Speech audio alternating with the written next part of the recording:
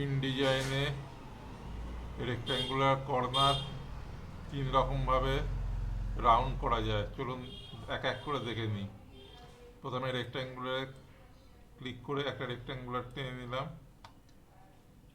এর পয়েন্টটাকে আমি বাড়িয়ে দিচ্ছি, থিকনেসটাকে বাড়িয়ে নিয়েছি। নেওয়ার পর এখানে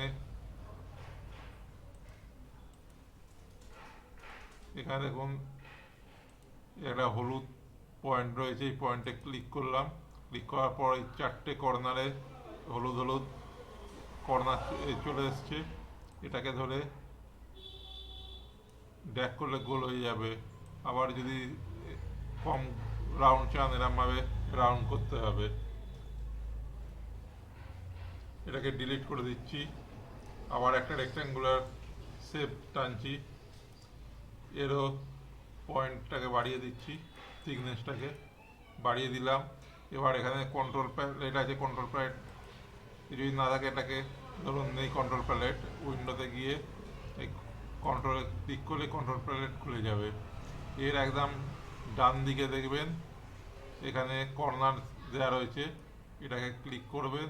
রাউন্ডেড করছি, দেখুন অল্প একটু হয়েছে। এটাকে আমি পয়েন্ট বাড়িয়ে দিচ্ছি, দেখুন যত বাড়াচ্ছি পয়েন্ট তত বেড়ে যাচ্ছে।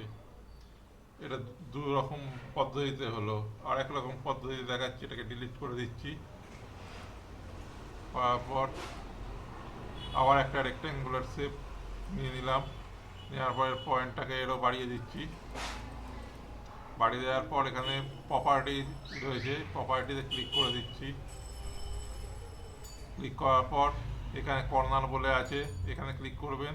করার পর এখানে চলে আসবে। এটা যদি না আসে, ধরুন এটা আসেনি, তখন এই কর্নারের এদিকে এই অ্যারো কিতে ক্লিক করবেন। করার পর এখানে রাউন্ডেড লেখা আছে, এখানে ক্লিক করবেন, রাউন্ড হয়ে যাবে।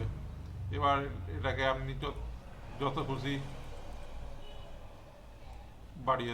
বাড়ান তত রাউন্ড হয়ে যাবে। এটাকে আবার যদি আগের মতো করার হয় তাহলে এটাকে ক্লিক করে নানাতে ক্লিক করবেন, এরকম আগের মতো